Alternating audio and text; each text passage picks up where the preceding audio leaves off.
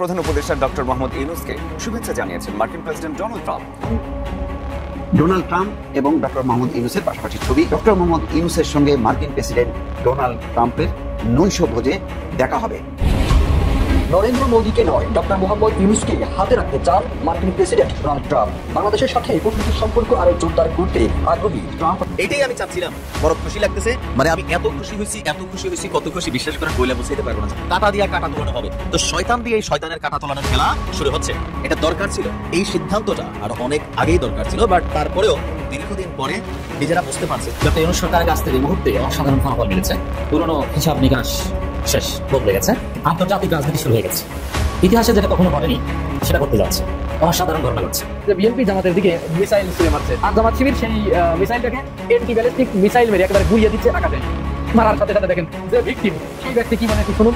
সন্ত্রাস, এই ফ্যাসিস্ট গণহত্যাকারী এবং এই মানবতাবিরোধী অপরাধে অভিযুক্ত এই কুত্তা এবং টোকাইদেরকে যুক্তরাষ্ট্রের মাটিতেও এদের রাজনীতি নিষিদ্ধ করার প্রক্রিয়া শুরু হলো, এবং ইনশাআল্লাহ আমরা সেটা করবো। এবং বাংলাদেশে যেভাবে তাকে বিতরণ করা হয়েছে, যাদের অস্তিত্ব নাই, তাদের 32 নম্বর ব্যাংকে মাটির সাথে মিশে দেওয়া হয়েছে, আমি মনে করি অবশিষ্ট ঈদ যতগুলো আছে সেগুলো মানে আপনার বাংলাদেশের সেনাবাহিনী বিশেষ বিমানে নিয়ে হাসিনার কাছে ঢুকিয়ে দেওয়া উচিত। আসসালামু আলাইকুম দর্শক, নতুন একটি নিউজে আপনাকে স্বাগতম। প্রিয় দর্শক, ডক্টর ইউনূসকে ডোনাল্ড ট্রাম্পের শুভেচ্ছা জানানো। বাংলাদেশকে ডোনাল্ড ট্রাম্পের নতুন প্রস্তাব, প্রফেসর ইউনূসের চালে ভারতের নাকানি চৌবানি খাওয়া নিয়ে করা আমাদের আজকের ভিডিওটি খুবই গুরুত্বপূর্ণ, তাই ভিডিওটির শুরু থেকে শেষ পর্যন্ত ধৈর্য সহকারে দেখে একটি লাইক দিয়ে সবাইকে শেয়ার করে দিন। আমাদের চ্যানেলে নতুন হলে চ্যানেলটি সাবস্ক্রাইব করে পাশে থাকা বেল আইকনে ক্লিক করে রাখুন। নরেন্দ্র মোদীকে নয়, ডক্টর মোহাম্মদ ইউনূসকে হাতে রাখতে চান মার্কিন প্রেসিডেন্ট ডোনাল্ড ট্রাম্প। বাংলাদেশের সাথে কূটনৈতিক সম্পর্ক আরো জোরদার করতে আগ্রহী ট্রাম্প প্রশাসন। আত্মায় যুক্তরাষ্ট্রের লুজিয়ানা ভিত্তিক এলএনজি কোম্পানির সঙ্গে বাংলাদেশের একটি বড় চুক্তি সম্পূর্ণ হয়েছে। এই চুক্তির আওতায় প্রতি বছর বাংলাদেশে 50 লাখ টন তরলকৃত প্রাকৃতিক গ্যাস সরবরাহ করবে যুক্তরাষ্ট্র, আর এটি যেন মাথায় হাত ভারতের প্রধানমন্ত্রী নরেন্দ্র মোদীর। চুক্তিটি একটি বাধ্যবাধকতাহীন চুক্তি হিসেবে স্বাক্ষরিত হয়েছে, যার অর্থ উভয় পক্ষ চুক্তি থেকে সহজেই সরে আসতে পারবে। তবে এটি বাংলাদেশের জ্বালানি খাতে এক নতুন সম্ভাবনার দ্বার খুলে দেবে বলে মনে করা হচ্ছে। প্রেসিডেন্ট ট্রাম্প তার প্রশাসনের শুরু থেকেই বাংলাদেশ সহ এশিয়ার অন্যান্য দেশের সঙ্গে বাণিজ্যিক সম্পর্ক উন্নত করতে বিশেষ মনোযোগ দিচ্ছেন। ট্রাম্প নির্বাচনে জয়ী হওয়ার পর ভারত উল্লাসে ফেটে পড়েছিল। সে দেশের বিভিন্ন স্থানে রীতিমতো উৎসব হয়েছে। ভারতের প্রধানমন্ত্রী নরেন্দ্র মোদী তার বন্ধু ট্রাম্পকে উচ্ছ্বসিত অভিনন্দন জানাতে এতটুকু দেরি করেন। যদিও প্রেসিডেন্ট পদে বন্ধুর শপথ অনুষ্ঠানে আমন্ত্রিত অতিথির তালিকায় মোদীর নাম না থাকায় এই উৎসব ফিকে হয়ে আসে। ট্রাম্পের বিজয়ের পর দিল্লিতে যে ধরনের উৎসাহ দেখা গিয়েছিল, এবং বিশেষ করে ভারতের হিন্দুত্ববাদী শক্তিগুলো ভারত যুক্তরাষ্ট্র সমীকরণের যে নতুন সম্ভাবনায় বুক বাঁধছিল, তা এখন অনেকটাই ভেস্তে গেছে। ট্রাম্পের হোয়াইট হাউস প্রত্যাবর্তনের আগে ভারত যে আশায় বুক বেঁধেছিল তা কতটুকু বাস্তবে ফলবে আর আশঙ্কার জায়গা কতখানি তা নিয়ে একটি প্রতিবেদন করেছে বিবিসি বাংলা। এতে বলা হয়েছে, আগামী দিনে ট্রাম্প প্রশাসনের সম্ভাব্য বেশ কিছু পদক্ষেপ নিয়ে দিল্লিতে ক্ষমতার অলিন্দে আশঙ্কা ও অনিশ্চিতের মেঘ ক্রমশ ঘনিয়ে উঠেছে। 2020 সালে ট্রাম্প যখন প্রেসিডেন্ট পদে নির্বাচিত হওয়ার জন্য লড়েন, তার আগের কয়েক মাসে নরেন্দ্র মোদী একমাত্র বিশ্ব নেতা যার সঙ্গে তিনি দুটো প্রকাশ্যে জনসভায় অংশ নেন। 2019 সালের সেপ্টেম্বরে এক অনুষ্ঠানে নরেন্দ্র মোদী ট্রাম্পের হাত ধরে আপ কি বাত ট্রাম্প সরকার স্লোগান দিতেও কার্পণ্য করেননি। ভারতের কোনো প্রধানমন্ত্রী বিদেশের মাটিতে দাঁড়িয়ে বিদেশি কোনো নেতার হয়ে নির্বাচনী জয় ধরে দিচ্ছেন, সেটাও ছিল এক নজিরবিহীন ঘটনা। এছাড়া আরো বহুবার নরেন্দ্র মোদীর বিখ্যাত আলিঙ্গন কূটনীতির স্বাদও পেয়েছেন ট্রাম্প। কিন্তু দুই নেতার মধ্যে তখন যে ধরনের প্রকাশ্যে ঘনিষ্ঠতা, বন্ধুত্ব ও মাখামাখি চোখে পড়ত, গত কয়েক মাসে কিন্তু তার ছিটে ফোটাও দেখা যায়নি। সেপ্টেম্বরে মোদীর আমেরিকা সফরেও দুজনের দেখা হয়নি। নির্বাচনে ট্রাম্প বিজয় হওয়ার পর নরেন্দ্র মোদী তাকে অভিনন্দন জানাতে ফোন করেছিলেন ঠিকই, কিন্তু এরপর দুজনের মধ্যে সরাসরি কথাবার্তা হয়েছে বলেও কোনো প্রমাণ নেই। আমেরিকা, ভারত, অস্ট্রেলিয়া ও জাপানকে নিয়ে স্ট্র্যাটেজিক জোট কোয়াডের পরবর্তী সামিট এই বছরই ভারতে হওয়ার কথা, কিন্তু প্রেসিডেন্ট ট্রাম্প তাতে আসবেন কিনা সেটা এখনো নিশ্চিত করা হয়নি। আর একটা দারুণ খবর দর্শক, সৌদি আরবের ক্রাউন প্রিন্স মোহাম্মদ বিন সালমান আমন্ত্রণ জানিয়েছেন বাংলাদেশের অন্তর্বর্তী সরকারের প্রধান উপদেষ্টা ডক্টর মোহাম্মদ ইউনূসকে। দর্শক, গত 17 সেপ্টেম্বর পাকিস্তানের প্রধানমন্ত্রী শাহবাজ শরীফের সাথে যেই সামরিক চুক্তি করেছে সালমান, তার প্রেক্ষাপটে এই সফরটি অত্যন্ত গুরুত্বপূর্ণ। সৌদি আরব তার নিরাপত্তার জন্য পাকিস্তানের সাথে যেমন চুক্তি করেছেন, তেমনি বাংলাদেশের সাথেও চুক্তি করতে পারেন বলে এমন একটি গুঞ্জন শোনা যাচ্ছে। কারণ এর আগে কিন্তু বাংলাদেশের সেনাবাহিনী বলেছিল যে তারা মক্কা মদিনা সুরক্ষা দেবে যখন নাকি ইয়েমেনের হুতিরা আক্রমণ করেছিল সৌদি আরব। সুতরাং সৌদি আরবের যে ক্রাউন প্রিন্স সালমান জানেন যে পাকিস্তান এবং বাংলাদেশের সৈন্যরা গুরুত্বপূর্ণ অবদান রাখতে পারে যখন তার দেশ মনে করছে ইসরায়েলের সাম্প্রতিক ভূমিকা অত্যন্ত নিন্দনীয় এবং আক্রমণাত্মক। সুতরাং আগে থেকে একটি প্রতিরক্ষা ব্যবস্থা গড়ে তোলার হয়তো অভিপ্রায় আছে সালমানের। সেই প্রেক্ষাপটেই হয়তো ডক্টর মোহাম্মদ ইউনূসকে তিনি তার দেশে আমন্ত্রণ জানিয়েছেন। রাতের বেলা আরেকটা সুসংবাদ দিই। আওয়ামী লীগের একটা গুপ্তচর আছে, তার নাম হচ্ছে HBM ইকবাল। এটা একটা মহাচোর এবং টাকা পাচারকারী, আদম পাচারকারী আবার টাকা পাচারকারী। দেখেন সে কি করছে, তার মালিকানাধীন প্রিমিয়ার ব্যাংক, সেই ব্যাংক থেকে কিন্তু সে আউট পট পরিবর্তনের পর, কিন্তু তারপরও সে 287 কোটি টাকা তোলার চেষ্টা করছে, কিন্তু সেটা আটকে দিছে বাংলাদেশ ফাইন্যান্সিয়াল ইন্টেলিজেন্স ইউনিট, সংক্ষেপে বলে BFIU। এটা ভালো কাজ না? নিউ ইয়র্কে আওয়ামী লীগের সন্ত্রাসীরা যে তাণ্ডব চালিয়েছে, আক্তার তাসনিম জারাদের উপর যে আক্রমণ, তাদেরকে যে গালাগালি, ডিম নিক্ষেপ, এই ঘটনায় বিএনপি এবং মির্জা ফখরুলের আসল রূপ জাতির সামনে স্পষ্ট হয়েছে। বিএনপি এমন একটা দল যে প্রত্যেকটা বিষয় নিয়ে তারা অপরাজনীতি করছে, নোংরা রাজনীতি করছে, দেশের স্বার্থে দশের স্বার্থে ঐক্যবদ্ধ স্বাভাবিক রাজনীতি করতে পারছে না, সব জায়গায় উল্টাপাল্টা রাজনীতি করছে। এমনকি নিউ ইয়র্কের যে ঘটনা, যেটা আওয়ামী লীগ পরিকল্পিতভাবে নাশকতা চালিয়েছে, হামলা চালিয়েছে, সেখানে বিএনপির অবস্থান জানলে আপনি অবাক হবেন। আমি আপনাদেরকে জানাচ্ছি, বিএনপি কার্যত ওই হামলা এনজয় করেছে, সেলিব্রেট করেছে।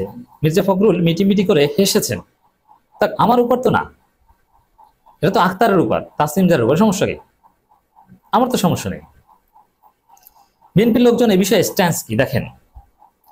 বিএনপির ন্যারেটিভ, জিয়া বট ফোর্সের বা গুজব ফোর্সের যে ন্যারেটিভ, সেটা আমি আপনাদেরকে শোনাচ্ছি।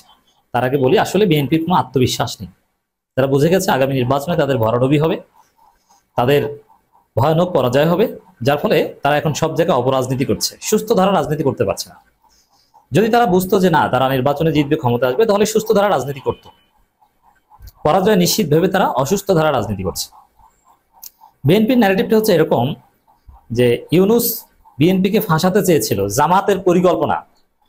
আমি বিভিন্ন হোয়াটসঅ্যাপ গ্রুপে আছি, যেখানে বিএনপির বড় বড় নেতা, আমি নাম বলবো না, তারাও আছে, আমিও আছি, বুদ্ধিজীবীদের কিছু গ্রুপ, অ্যাক্টিভিস্টদের গ্রুপ, এরকম অনেক হাজার হাজার প্রফেশনালসদের গ্রুপ।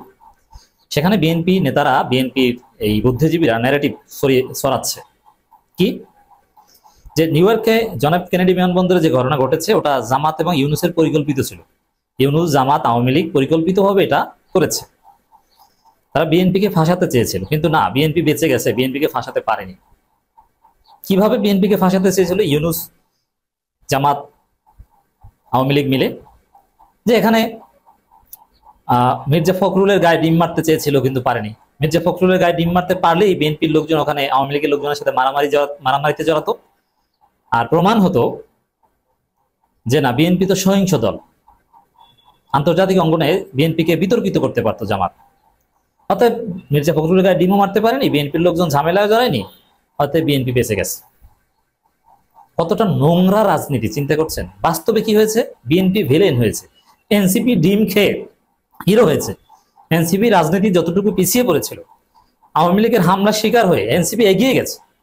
আর মির্জা ফখরুলকে প্রোটোকল দিয়ে বের করেছে জামাত। মানে মির্জা ফখরুল যে টার্মিনাল থেকে বের হয়েছেন, ওইখানে ছিল জামাতের লোকজন, স্পষ্ট বলেছে যে আমরা জামাত শিবিরের লোকজন আসি স্যার, সমস্যা নেই। আর বিএনপির লোকজন ছিল অন্য টার্মিনাল, অনেক দূরে, 4 নম্বর আর 8 নম্বর টার্মিনাল। আপনারা যারা ওখানে গেছেন জানেন, অনেক দূরত্ব, তাদের কাছেও আসতে পারেন, অনেক পরে এসেছে বিএনপির লোকজন। তো দর্শক, এই জায়গায় হিরো হয়েছে তো জামাত শিবির, হিরো হয়েছে এনসিপির আক্তার, যে ঘুরে দাঁড়িয়ে স্লোগান দিয়েছে, এবং প্রমাণিত হয়েছে যে আওয়ামী লীগের মূল টার্গেট এনসিপি। আক্তারদের উপর হামলা করতে চায়, তাসনিম জারাদের উপর হামলা করতে চায়, মাহফুজের উপর হামলা করতে চায়। বিএনপির সাথে আওয়ামী লীগের কোনো বিরোধ নাই।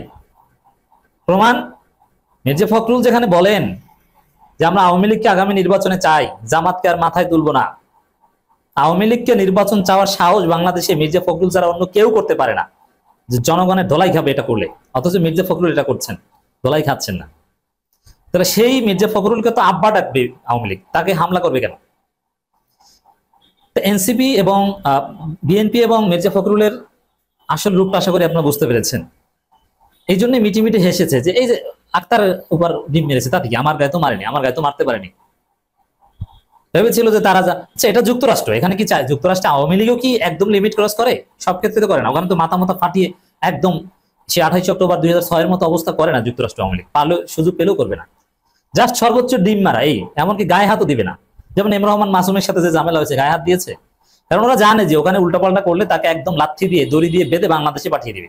এই জন্য লিমিট বজায় রেখে যা করার, যখন বিএনপি জামাত বিরোধী দলে থাকতো তারাও এটা করেছে, আর আওয়ামী লীগ এখন আছে, লিমিট বজায় রেখে করে। সর্বোচ্চ ডিম মারাটা এটা যুক্তরাষ্ট্রের কালচারে বা ইউরোপের কালচারে এটা জায়েজ, ওটা ফৌজদারি অপরাধের মধ্যে পড়ে না। তারপরও এর সাথে হত্যার উদ্দেশ্য বা আঘাত করার উদ্দেশ্য থাকলে, প্রতীকী প্রতিবাদের বাইরে যদি অন্য কোনো ইন্টেনশন প্রমাণিত হয় তাহলে গ্রেপ্তার করে, যেরকম যুবলীগ কর্মীকে গ্রেপ্তার করেছে পুলিশ, নিউ ইয়র্ক পুলিশ, আপনারা দেখেছেন। তো সেই জায়গায় যে বিএনপিকে সহিংস হিসেবে প্রমাণ করার একটা নাটক ছিল, মির্জা ফখরুলের উপর হামলা করলে যাতে বিএনপির লোকজন ওখানে মারামারিতে যায়। আরে ভাই, ওইখানে যারা আছে ওরা কি বাংলাদেশের টেম্পো স্ট্যান্ডে? ওখানে যারা বিএনপি আওয়ামী লীগ করে তারাও জানে ওখানে মারামারি করা যাবে না। ওখানে কি ওইরকম কোনো মারামারি কখনো হয়েছে? দেখবেন যে লাঠি টাড়ি নিয়ে মাথা টাথা ফাটাই দিয়েছে, একদম হাত পা ভেঙে দিয়েছে।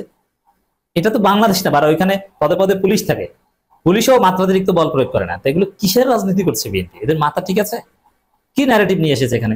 আপনারা তো জানতেন না যে এই হামলায় বিএনপি খুশি, মিটিমিটি হাসছে।